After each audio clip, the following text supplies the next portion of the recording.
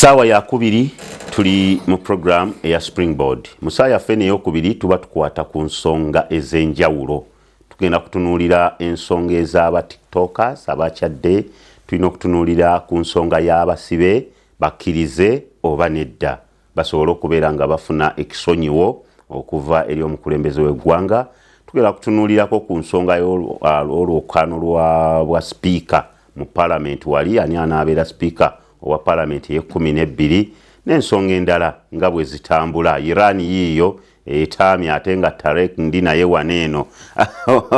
omu ku batunuulizi b'ensonga saako ne muganda wange Moses Kayanja ate nga mukulu Moses Kayanja musuubuzi n'olwekyo alina okutubuulira kiki ekiddako.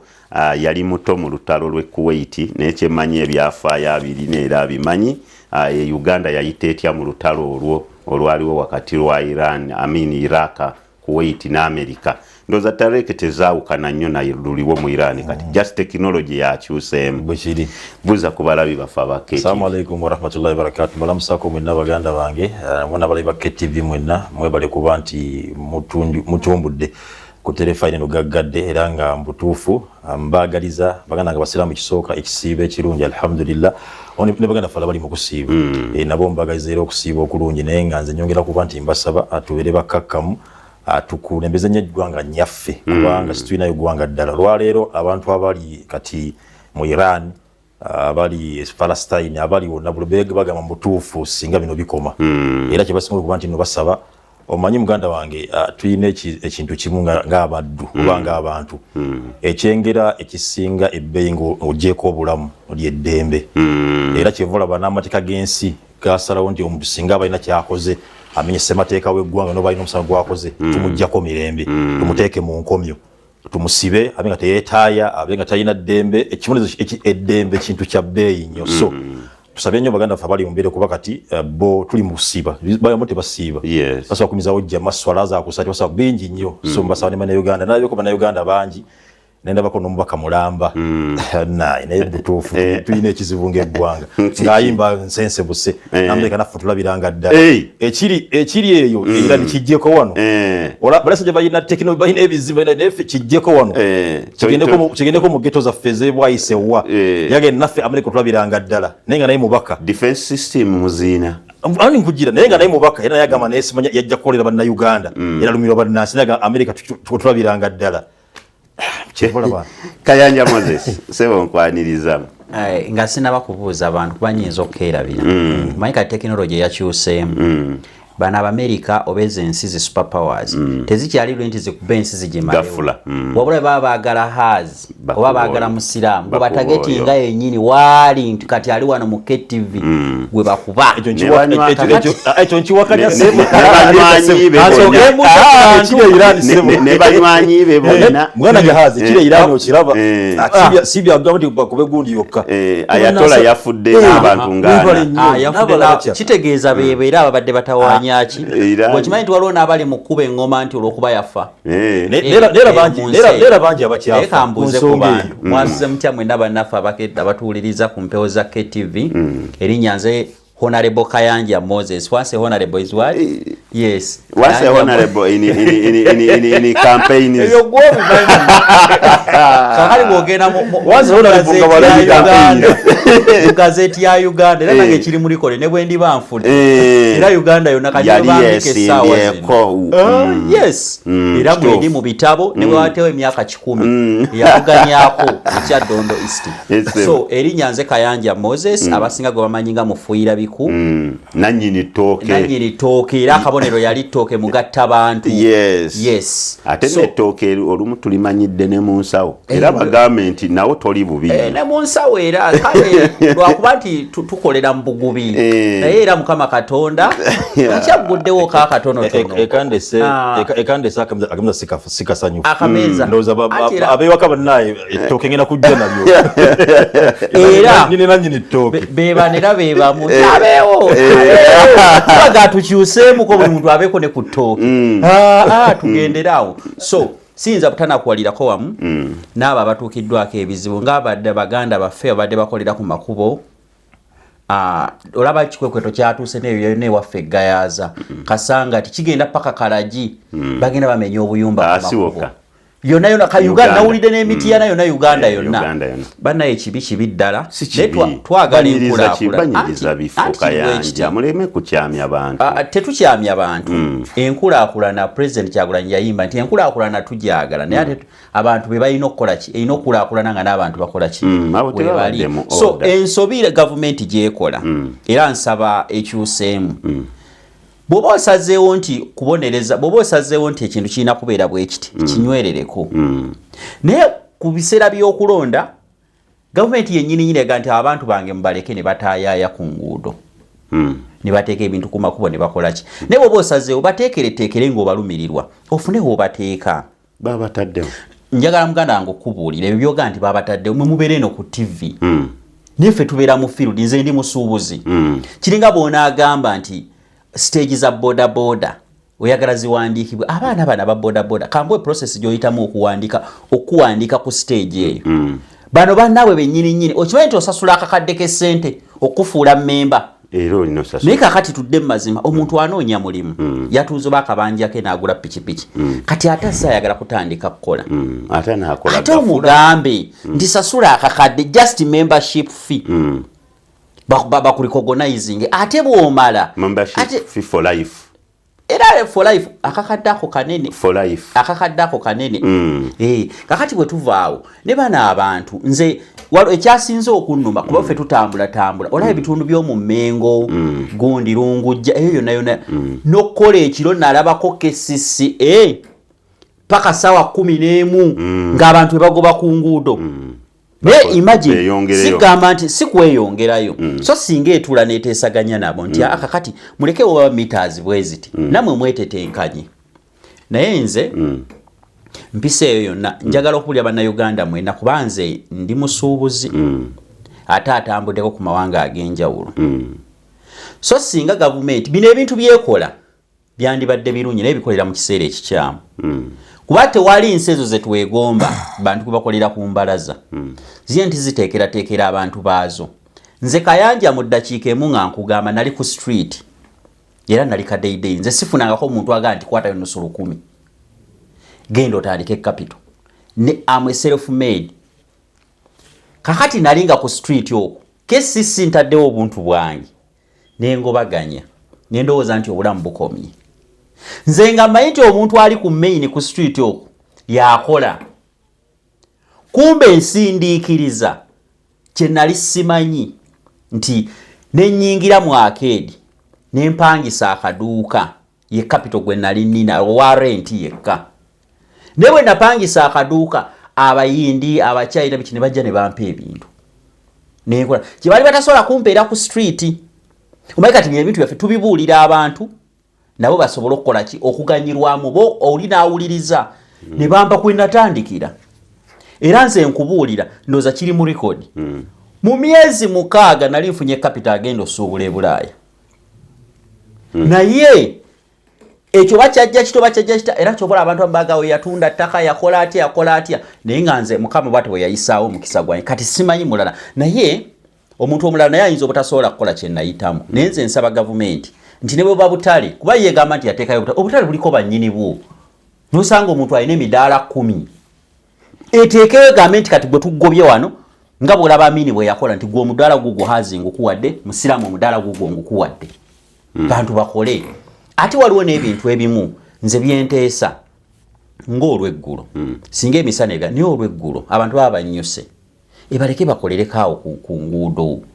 bakole bafune ekyokulya abantu bano be bawerera abaana walabye omwami mutabani we yagraduatinze yabadde dokita naye omwami avuga boda kakati ebyo byonna ebintu olina obbibala abalamu ate nno oyo omulenzi omulaba era yesimbawo ku bwa Gildi lwakuba teyakyogera n'agwa ku mulembe gw'amaseruka yesimbawo naye nze kyenjagala kyensaba gavumenti nti abakulembeze bonna ababolaba bavuddeyo bavudde mu mbeera eno nga ne Kayanja mwe yava era kyova olaba nze bwe nali nkampeininga nagezaako abantu abamu tebantegeera ekyaddondo nagezaako okulaga omuntu wa wansi nti naawe politics oba okulaakulana tekuba ku abagagga bokka. Hazi bw'oba toyina ssente nga musiraamu alina ssente, Katonda yakuwa talenti yo. Weetikka ettooke, nze neetikanga ettooke ng'omusajja ajje n'akakadde nga tuli muguuni, nenzija ne neetikka ettooke ne bava ku oli awaddeyo akakadde ne bakubira nze enduulu. Era okuva ku olwo nayiga nti omuntu yenna gwa planning otunda ettaka lyo lye wasikira mbw'ojje mu politics ndabanga ali kakyamu. Ebitundu bye nakoleranga abantu nenga b'ebbomba nempeerera abaana nenkola kisaafu nayo bululu. Naye ebitundu bye neetikanga ettooke n'enzina amazina nafunira ddala obululu. Kati Munnayuganda mulabe edduka. Tariq,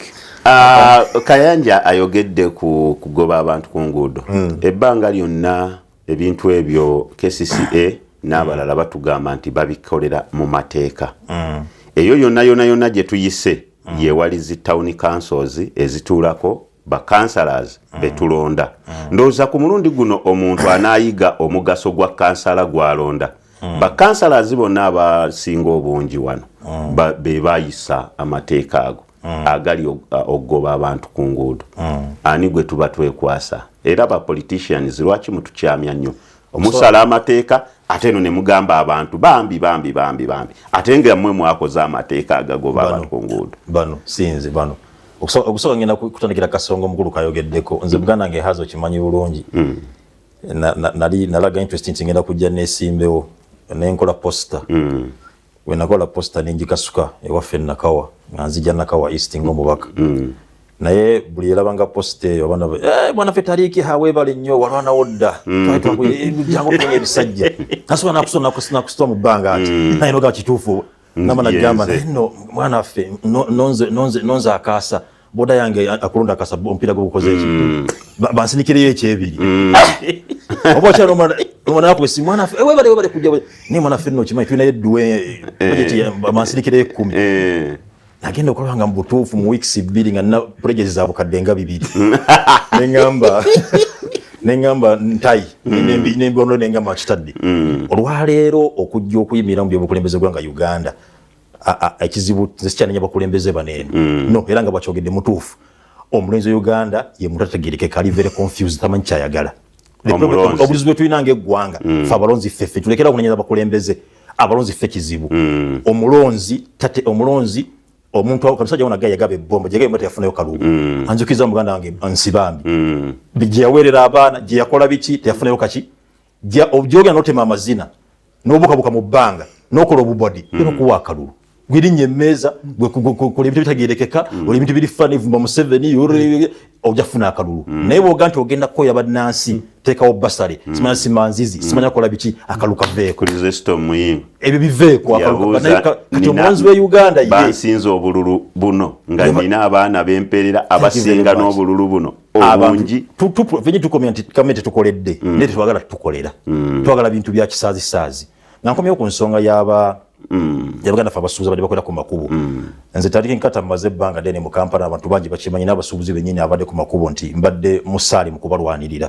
era nga ngulubye nnyo ne KCC enforcement nga mutuufu etolaga era ne batokana okubanga branding ati KCC nga yabadde bakoba dduka buddusi naye kuno ngenda sooka neebaze KCCA kye yakoze government ngenda kujeebaza KCCA enforcement ngenda kubeebaza security yakoze ne KCC enforcement ngenda kubaza kuba nti bajja abantu ku makubo nga batu bafidwa bintu byabwe kyalaba naye mujjukire mu mulembe gwa Jennifer Musi nga bwe yagamba nti agoba abantu ku makubo nze nange nali omu ku baakosebwa feri emutungo omanyi bulungi nalina obuyimba bwangaawo factor yajja buzibu ne basenda buli kimu twafiirwa ebintu bingi naye kuno nankulu w'ekibuga Hajja Sharifa Buzeki mwebaza yayise abakulira abasuubuzi abo ne batuula mu meeting kino muganda kanki mugamba omusuubuzi batudde mu meeting ne bakobe bakkaanyaako n'abasuubuzi naye lwakuba kyensaba jati Sharifa Buzeki teweerabira sirogange nga gye bakola gye ndagaano gye mwako n'abaki n'abatembeeye tova ku ndagaano gye mwako n'abasuubuzi kuba basuubiza bisijja kwatuukiriza waneeno kuba ekyo ndagaano yammwe nze mbimanyi bulungi nnyo byonna naye tova ku ndagaano eyo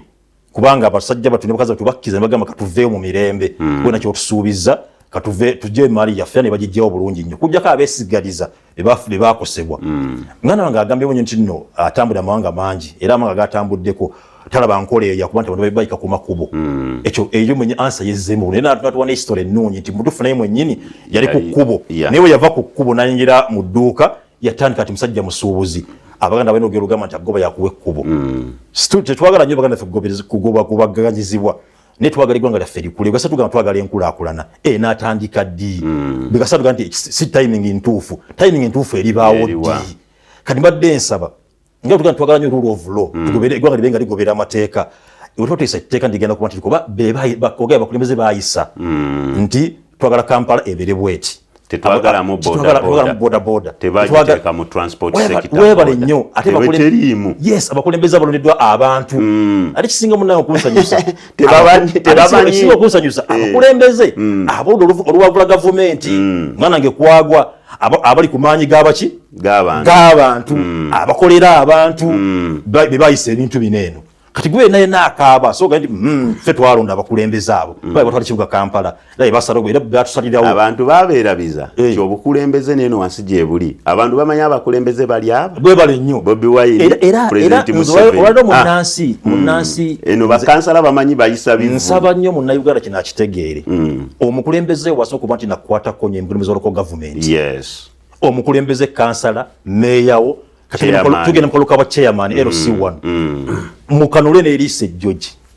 chairman olwaberanga mufu byonna bigenda kuba bifu kansala waberanga mufu byonna bigenda kuba bifu LC waberanga mufu byonna bigenda kuba bifu meya waberanga mufu byonna bigenda kuba bifu abantu batunako nnyo enkizo ne muteekerateekera ng'abantu nange kanyongerezeko katono ensonga nnungi seka musiramu gyayogedde naye nange kyensaba akakiko k'ebyokulonda kikaba kakyusaamu nti bwe tuba tulonda tutandikire ku LC1 tugende nga twambuka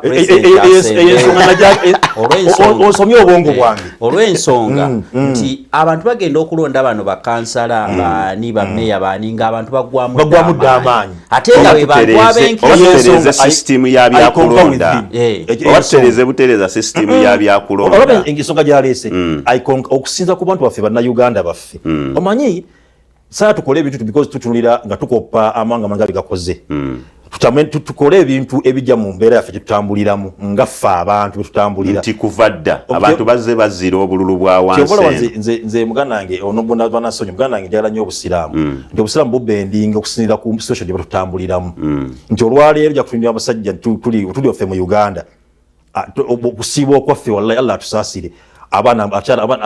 abawala gye bambalamu tojaga nti n'Omwarabu embeera gyatambuliramu nze tariki nkata ebikemo biba bingi nnyo abaana bakunama abaana bakola ki Omwarabu bonna babeera mu jarabibi kati onsubira kuba nno nja kuba nti nno mbeera 10 ku 10 isibo kyange ndi perfect namajja kuba gali perfect ng'omuntu era Allah ajja kumbala okusinziira ku mbeera gye nkola ki gye mpangaaliramu naffe bannayuganda tumanyi system abannayuganda obunaffe buli luddawa nti bwe tuba tumala okulonda bukulembeze buno waggulu baggwamu amaanyi ate nga abakulembeze abakwata Kenya ab'enkizo bana baliko government tutandikirenga wansi twambukenga waggulu omuntu asooka ndi kansala we ndi chairman we kansala kuba yewenkizo nenga butufu nsaba embeera nga gye tulimu ng'eggwanga wala ekibuga kiteekebeteekebwe naffe tubeeko ng'eggwanga Kampala yes Kampala abeeko nga Kampala eggwanga ate bwe kiba kizze ono kyayogeddeko muganda wange libetteeka kubanga time bagenda tukola benga tebagamba ate olaba batese okudda mpola tubaleke babeerengawo babeerewo ate tulugete saka bate demu tubagobe lifuuke etteeka teri kudda kati mwabalunizo katono era nga bwogenda nti etteeka lyeme kusosola baana nabyana kubanga kakati bw'olaba waliwo stages ezimu nga ziri gazetted nga za bbaasi naye ate ogobyewo bali abakolerawo ate otaddewo bbaasi kati te waliwo ne buno obuyumba buno obutunda cakes biki obwo boolaba obuyumba obulungi kati ate ogobyewo bantu kuyitawo ate okkiriza abalala bazimbewo akayumba mbukanyirire kati kikyoba otegeeza muganda wange Kasese Ndagire yangamba we tuba tukola order mu city tukole ddala order yonna n'ebyemyatu bitunulire Kazambi ayiika buli wamu bikigona tulema kutunulira abatembeeyi bokka nze nasaba muganda wange Hamisi Kigundu musajja mumanyi wa kiseera musajja Allah yamugemulira naye omanyi mu nkole y'obuntu project webezengeze kuba nti nekukyusa eteekawo enkulaakulana abantu abadde basooka bawangala mu kifo ekyo basooka ba first beneficiaries yazimbye ku mwalaawo kubaliko baganda fabakolako bangi nnyo nga bayitirivu mbadde nsaba abadde bakola kuba tebalina busobozi buyingira maduuka nga muganda ngesazi nobwali ennaku zino tuzimba ebizimbe twakyusa tukyaserekana mabaati waggulu bibeera flat waggulu mbadde nsaba naye akole ekizimbe kye kiriko yika kumbi nga 8 kibe flat waggulu atekewo partitions butono bagenda fabadde bakoda awo mu kifo ekyo nyina aba bamitwala 5 abasoka bateeke waggulu ebirina salebedi y'abasuubuzi abateekeyo abendi kwadde omwaka gumu oba ebiri kasa omwaka gugiggwako kiira mu dduuka ngono bwe yakola asooka abateeke waggulu eyo egenda kubanga mubutuufu ayambe bannakibuga bannansi bangi nti omuntu oluva waggulu eyo nti emyaka ebiri beera nga graduatinga odde muki kigenda yamba okubanga abantu baneeno bwongamba nti yes kampa tujagala ekulenga erimu n'abaki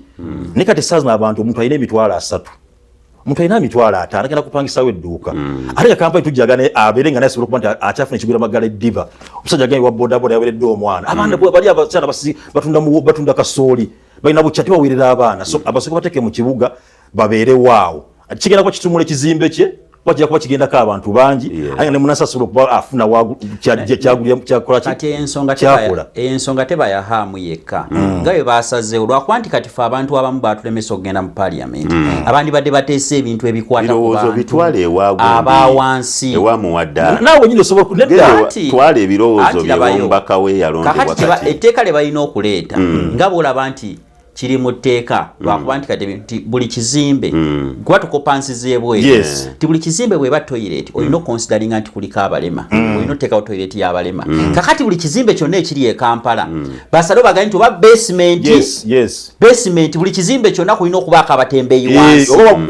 babaala ebintu byabwe wansi oba waggulu buli kizimbe libeera etteeka kiba kijja kukola ne kakati okugabugambi nti tubagobye ogobye omutembeeyi omuntu teyiri eri etayita n'abantu ng'emala essaawa 2 okuyita y'akamotoka kati gwe tonalaba kinene waliwo ensonga gye tubuusa amaaso yes abasuubuzi tubaze ku makubo naye njagala ogende ku baganda fe ababodaboda n'abatakisi olwaliro bali mu kukaaba tagenda mu paaka takisi egenda waffe mutungu kati etikira essaawa 4 okujjula lwaki abantu tebakyali mu kibuga mwabajjeemu nawulidde mugamba nti tweta baasi zigenda kuvuga baani bantu nga mbagobe mu kibuga ziparkinga zigenda kuvuga anatala pioneer waneeno eriruddawa nazo zijja kugenda tukole ebintu tukole ebintu tuteekerekera bannansi tetukozesa fabricated methods aho tukole ebintu tubiteeketeeke nga bulungi era nze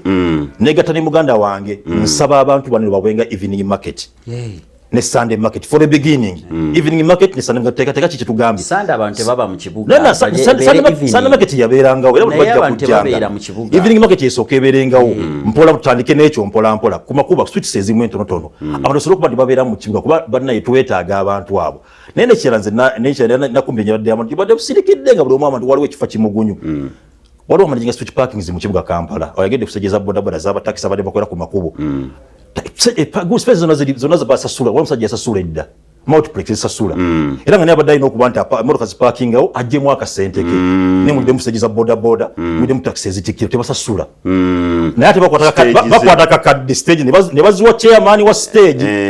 so multiplex kati yasasula contract mu KCC eba mu government yabadde afuniramuwa kale awo wetugenda okubeera nga tutandikira olese ne ku nsonga ya parking eyo tugenda kubeera nga tukomawo nakusuubiza ku basibe ku nsonga y'abasibe n'ey'abasipiika nayo weeri tova ku KTV ndoza ebyabasuubuzi mukkirize tubigiremu kaawo kuba tusigaza eddakiika zizo ndaba ziringa 2 zokka tutemetemeremuko ensonga endala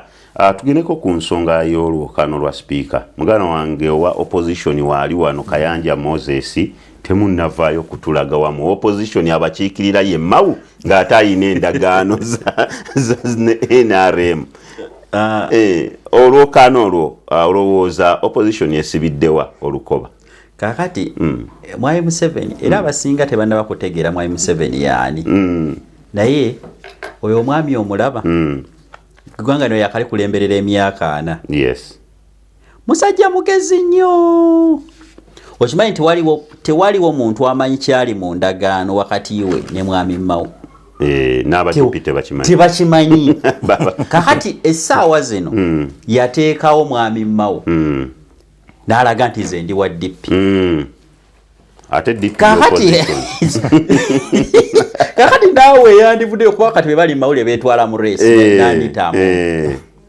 kakati essaawa zino bo balowooza kati fe abantu abali mu opposition baga ate bakakati bali bagenda kwetwala ye Mao akugamba nze nkyali waki ndi w'amaanyi ndi wa DP kakati ate n'ova ku ekyo kakati ate singa mwami Mao abadde taliiwo Anita Among yandibadde afuna opposition twalibadde tulaba omuntu omutuufu Nupu lwaki tetuula neronda omuntu omutuufu kakati ate president ali mu dduka era kyekizibu ekyo kye tulina ayina obukulembeze naawe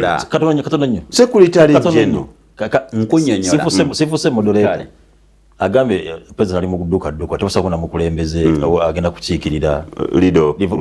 kuba nti ajja kuba speaker abaka tebagenda kulayira nze mbadde nkyakunnyonnyola tebagenda kulayira bajja kulayira baki bateekateeka mukulembeze mbadde nkyakunnyonnyola anti kakati kyekizibu ekyo era ekizibu kye tulina kyenjagala tukyuse era kyekizibu ekiri ku bizinesi za Africa oba ez'e Uganda nti nannyini bw'aba taliiwo bizinesi naye ekola ki kakati oli ye yayimiriranga eri n'agamba nti mwabeegundi ab'ekyaddondo nze mbawadde ono ne balonda mwabaawa mbakoze eki oba afaanana atya oba atya ye gwe yakuba mu ttooki kakati pulezidenti waffe era ndowooza ennaku zino olaba ekiriwo bw'aba taliiwo ali mu dduka buli kintu kyonna kyakola ne ka press conference ne kabulayo ku kitebe ati kati yaliwo okwo mwami Luwongo yagikuba n'aga nti atali mumativu genda mu kooti yes naye nsaba amagye nga sinaba kugira eri nga sinaba kudda mu kibuuzo kyo amagye agali ewa pulezidenti gaveeyo pulezidenti waffe asobole okukomawo emirimu gigende gitambule naye bannayuganda mwenna abali wano abampuliriza tulina okubeera abeegendereza ennyo nga tulonda abakulembeze mwami Haazi bino byolaba nga kati nja kuwa n'ekirala ekyokulabirako olaba tubadde n'aboogezi abalungi Banamboze Balutamaguzi mu parliament abandi badde mpale n'ebiseera ebisinga ebintu bino babyogerera eno ku TV ku marediyo kakati abanga agenda okuleeta ensongere nga mwami Ssekikubo asituka kuba yefuula opposition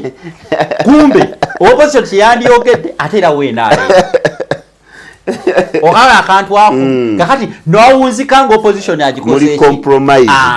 agishatinze down kati kubaliwo n'ensonga endala kansoke nziguse ne kino nze nsaba nti okulonda kuba kuwedde abakulembeze bandirayidde nga mu mwezi gumu olw'ensonga nti ne bwe nandibadde nze Kayanja wandibadde gwe Haazi nga tebakulonze nene bagamba nti waliwo deal wait olaba bino ebinyigiriza bannayuganda waliwo amateeka agamu ge bayisa nugati lino baliyisa ddi katula mu process ene saawa zino gino emyezi ena gye babawa amateeka mangi agayita aganyigiriza bannayuganda kubanga oli agasi kyalina kyenkola kyenziza olede bampangudde lwaki osigala mu ofiisi emyezi ena ng'okyasaavinga okoleremu vulugu ng'okimanyi nti ogenda givaamu olede bakuwangula ekyo balina kikyusaamu nti bwoba bakuwangudde oba owangudde waayo obuyinza mwezi ogu gumu singa kati tugenda balaba we balayira mwezi guno singa tugenda balaba nga balayira naye gye emyezi emingi bazeewo anti kati ozzaawo naye togenda kulumirirwa bannayuganda ogenda kuzzaawo zizo naye so si waba olukuwangula genda ku basipiika bano ng'omaliriza abaliwo olowooza singa opposition tevaayo neereeta owaayo aliwo omulungi eyandibadde akubiriza olukiiko olw'12 bonna balungi Derek President Museveni yamaze okusayininga endorsement na endorsinga Anita Among ne Tayeebwa ebisinda bikakasa lupapula lwa ggwanga omanyi lwaki ngamba nti nze nga tali sinabikakasa kubanga olwokuba ujenowo yaganye munapiero yu kwa munapiero yu yaganye okukkiriza Anita Among kati ate naawe oli wa Piero yu so oli kukyamu kamaawo lugaba mutuufu nnyo 10 ku 10 tewaliwo ekyewandiikiddwa nti omuntu alina okulembera alina kuba sipiika ebisanja 2 siteeka njatutunulire nga wakuba mbalina okutyonjala okuwona kato naye njatutunulire enkole ekyosandikira nakyo kinyini omuntu ojja obeere deputy speaker emyaka ebisanja bimeka 2 omala tena ofuuke speaker ebisanja bimeka 2 gy'emyaka ameka 2 no banaye no ng'eggwanga nedda banaye tumuleke tutera for granted naye Anita Among yalippira kigaali kya mulala netugenda mu ssemateeka wa NRM jennava teri kawairo kalaga nti unaja kubeera speaker ebisanja bimeka bibiri kintu ekisandikidde ku kyatandikira ku mukadde waffe Edward Sekandi naye lumanyi lwaki kyajja Sekandi yali ayina akyasomesa ababaka bano abaliwo system pamela system yetwali tugenda okuba tutambuliramu kiba twamuwa ebbanga ebisanja bimeka bibiri nga ne Rebecca Kadaga Rebecca Kadaga najja n'afuna ebisanja bibiri because yali first female speaker we have had as a country ne tumwa kantu ako nti ng'omukyala akulembedde mukatumuwe ekitambula kito system olaba we mujambionona yebale nnyo mubireetera mu mase si muteeka so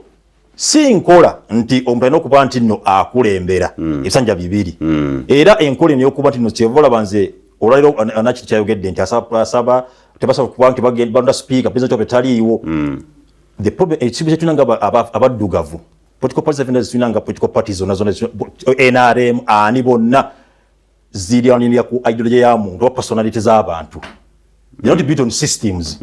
twalo singa president Museveni avaawo Allah amugjawo bwati the NRM will collapse ekyo kyogera authoritative singa president Museveni avaawo bwati NRM will shut down kubanga President Museveni is the NRM. Nere so kwandi NRM yasiga tulina political parties ezazene China erinya livudde mutwe. Zibadde emyaka n'emyaka nga bakisusa bakulembeze nga system sigale etambula bulungi ne opposition bavudde system sigale ekola ki etambula. So tulekera kwatuzimbira ebintu ne wano tukiine ekibiina ku personality kibiina ki UPC eyazeemu n'erigaininga ne power kati erina ababaka 10 eyali etambulira mu wamu babiri tonda eviatinga kankome kujja baspeaker muganda wange nange yambuuziza ekibuuzo naye kamubuuzemu ekibuuzo ogambye nti omuntu okubanga obadde mu parliament nga deputy speaker ebisanja bibiri then n'ogenda kuba speaker ebisanja bibiri ekyo kintu kikyamu kikituufu kikyamu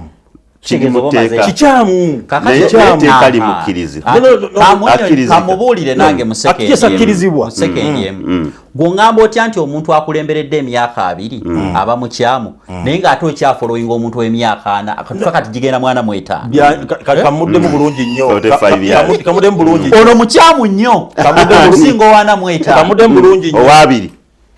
owabiri mukyamu nnyo okusinga owana mu 5 kamuddemu bulungi nnyo kyanjawulo nnyo era byanjawulo nnyo ono gwogamu emyaka 4 emyaka 4 mu 5 alondebwa popular vote y'abantu ajja buli myaka egi nalinga contract tugenda mpola naye olwaleero bano tugenda kwa speaker era oludde akabondo katudde akabondo kakoze eki katudde tetuwadde mulonzi member of parliament yesalirewo tetuwakanya wasa akabondo katuula nti seeke yatudde simaye gundi yatudde tusalawo w'omukosi gw'omulonzi member of parliament ye mubaka ye mulonde ssabwe ekitoko gye tulina yalina okuba nti yesalewo alonde omuntu we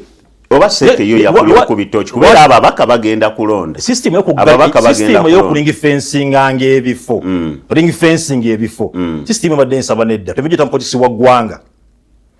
national police katolinako katono nnyo muganda ngisooka ompa obudde ensonga ndi sensitive nnyo olwaleero parliament eno olwaleero wakituva tugamba nti tuopposinga system olwana okuba nti abakulembeze basalawo nti gundi alina okuba nti alondebwa nzika Tariq Nkata I oppose opati omunadala ba speaker baloti baddemu okuba nti batuula ku ba speaker I oppose lwaki speaker ow'eggwanga Uganda gwe twetaaga tulaga omuntu ali speaker tulaga omuntu agenda okuba nti aza sanity mu parliament yaffe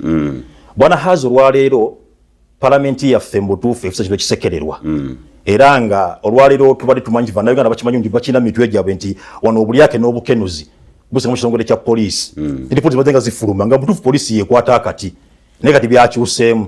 waliwo kati rire eyabayiseeko parliament kati ekutte ettaala y'obulyake n'obukenuzi tobanga n'abantu nga olwakuba nti tulina sanctions abakulembeze na sanctions aba parliament lwa bulyake n'obukenuzi ng'eggwanga tuufu tekisekererwa bannansi wallahi tuya tired nga bannansi era nze neewunyiza abaana abagenze jazz with jajja ne boogera ebintu bitategeerekeka naye mugambe ensonga nga zino eno nti butuufu jajja twembe ku parliament bwana Hazo olwaleero parliament operatingira ku budget ya 1.something trillion FB budget parliament eyaffe bw'ogenda ku mulembe gw'omukyala Rebecca Kadaga eyakavaako parliament yalimu abantu ng'ebikumi 4 bwe basisera bidde 423 twewe bali nnyo nga ina budget ya buwumbi 5 the full parliament olwaleero parliament erimu abantu 5 abiri mwenda tulina something 1.2 trillion difference abantu ngabo 13 ate parliament ne kubegwa ntwa Rebecca Kadaga akachoka parliament kabaita ka park public accounts committee ka auditing ka parliament commission eye kulembera speaker mwenyini banga yesalawo emisala yesalawo bisala baba parliament yesalawo bine byonna yebisalawo auditor general yajjanga ne park ne auditing akakiika kumanya nti sente zitambudde zisasanyiza etya kati kiti kikyaliwo waliro mukwano gwange nnyo gwajala mu kibiina ky'NUP era wallahi yannuma onalebo goleti namugga goleti by the way ranzi nalabyeko nga bafishinga kusema abantu aba opposition baba fishinga bayise mu NRM mutu fishingire namugga tasobola ajje mu NRM tajja oyo namugga is the leader namugga wallahi nange ne nabadenga ne bajjanga ajja kujja fenna ka wansobola okumulonda because is a leader I want to challenge her njala kubanga dia park kulemberwa mwana nge mwanga kivumbi ali mu nkomyo deputies by namugga I challenge namugga atukwatire ku parliament commission budget auditing nayo ndabe nakuzoba ito obukiiko mwagala mulisa by anedda by ito obukiiko babukunya muteka mu kirema I take parliament commission ajikunye njaba tubulire speaker afuna musala gwa sente meka niba baka parliament ibe nyini njalo na day abuze mu wada nko nyingi ndi speaker afuna sente meka tejazimanyi parliament is operating on budget classified expenditures the parliament classified expenditures kati ebintu nge akadde katambudde ebintu nge febe tugamba nti olwaleero twetaka sente ekome mu parliament olondani kubona twagala speaker first of all ngali neutral ate abamuvuga yabo nabali twagala speaker ngaina akantu ngaina morals kafansonyi vako speaker gamba you nansana you no twagala class monitor twagala control olondani mubona olwaleero parliament mawu namuganza ani kasatuukaawo abantu batemera olwaleero baka parliament bonna bavunnamira speaker aliko kubanga bakontrolinga financially nalabeko n'omubaka Lutamaguzi yalugamba n'omusekukulu nti mbutuufu tubadde bubi nnyo nga tetulina badde akantu wadde n'omukisa n'agenda South Africa okwenya zake ku sente yaani ya parliament lwaki bikolebwa abagenze wajjajja bakoze ensobi ki kuba akadde kampeddeko bwana hazo ojja kunkomya ku nsonga y'obwa speaker nja kukomyawo oyo ajja tukolera nebaza abaana ba NRN NRM Innovation Network nebaza nnyo abavuddeko nti bawanisa ensonga eno nange ndi part of them era mbebaza naye nga twetagasanire era mbadde oba mwagala abasinkanemu nedda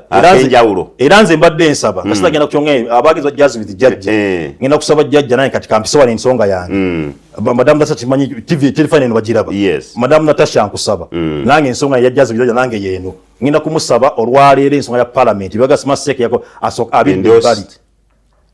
aleme kwendosinga komati ave endorsed tuleke abaka parliament betegeere nze by the ebyanzi ya mwenare kuntegeerera noddamu wakowa nengena mupyeru nengena nikobera jeno muhozi nakowa kuntegeerera Kayanja abagenze wajjajja Jazz okunyumya mukona inada aba social media ekyokugenda wajjajja si kibi n'akatono bwe yayita abagwa nga saakulabayo lwakuba anti kati nze ate nze nagwanze ompalira mbaffe ku myaka egyange ebintu biri waliwo okugwa n'okulemererwa yalemererwa sinagwa myaka egyange 231 nkyabiri w'amaanyi nnyo 236 nkyali w'amaanyi si kibi okugendayo ekyokugenda ewajjajja tekyandibadde kibi naye obuzibu obuliwo okugenda nga weekwese ati kyekyo kyenkugamba omuntu avuddeyo n'agamba nti ngenze ku Kingdom TV n'oba mulambulukufu n'ensonga zo n'oziwa gwe nkuwagira 10 ku 10 naye n'agenda nga omusajja naye ng'oyambadde boarding weebikiridde akakaaya oyo gwe sitakwatagana naye n'ekirala kati abantu bagufuula mugano okugenda ewajjajja tekyali kyakunyumyawo era bw'ogenda kumutakoeyo ate era kyekimu n'abantu abamu waliwo n'abantu abamu abajja ewaffe wa President Kyagulanyi ng'ekituufu ayagala kaadi ayagala masannyalaze naye nga tali ku mulamwa nti oba tukole kino nekino nze bye bimu ku byenvumirira Kale, abakulembeze baffe nga maliriza nsiibulira ddala abakulembeze baffe tuteekewo empenda nti mwami Museveni oba pulezidenti w'eggwanga ekyokugenda nze nekino nkiteekako nnyo essira era nga maliriza kano kabeere kalowoozo era nze bwe ndifuna chance mwami Museveni ne mufeesinga one on one nja kumusaba ekintu kimu okyagala nnyo tugabane obuyinza ne bw'aba ali ku TV akiwulire tugabane obuyinza si Kyagulanyi fuuka vice president Kyagulanyi bw'aba abadde namba 2 ministries bwe ziba 40 mwami Museveni avunanyizibwe ku ministries 25 nga abeera political head nga yalonda abo ba ministers baki kuba budget already ebe etambula nga ebe efulumye ne bano abantu 15 ministries endala 15 mwami Kyagulanyi abalonda abekyadundu naye ng'omuntu nga maliriza abantu abamu tebamanyi fino byokuteekawo akazigo ate opposition leader bamutuwadde abantu abamu tebamanyi mugaso gwe fe batuwe buwi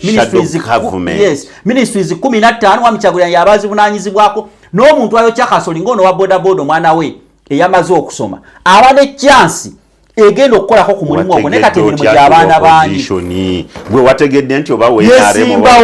yesimbawo ate Makerere waliyo enaremu n'ebirala akadde kagenze kankusiibulire kale kozesa era nze kino kati ensonga tareke siibula kaŋŋambe kino abagenzi bajja zibizijajja zijajja ngenda musaba ngenda soka okwebaza abantu ngenda kwebaza Kira kampani ya Kira ne Dr. Monica Musenero Masanza yakutudde deal wakati wa Uganda ne South Africa twogera batwale bus service z'amasannyalaze 802 buses era twera tufuna obukadde bwa $205 kale bwe buumbi nga lwenda kino ngiyongera ngamba kino nze nange nsaba abagenzi jajja musaba bwe banga kira musese bodo mate ekola bus zigende South Africa yatukolere emmotoka z'abaka parliament bonna wano n'abakungu ba government tegera okusasanya ensimbi eziri mu bukadde rusanvu tusasanya obukadde tusasanya trillion ziri 2 n'obuwumbi 8 ogulira emmotoka z'abakungu ba government kati kira bose zitukolere seka tugende mu Pasua Prayer Mountain mujja tusonywa olwakaddaako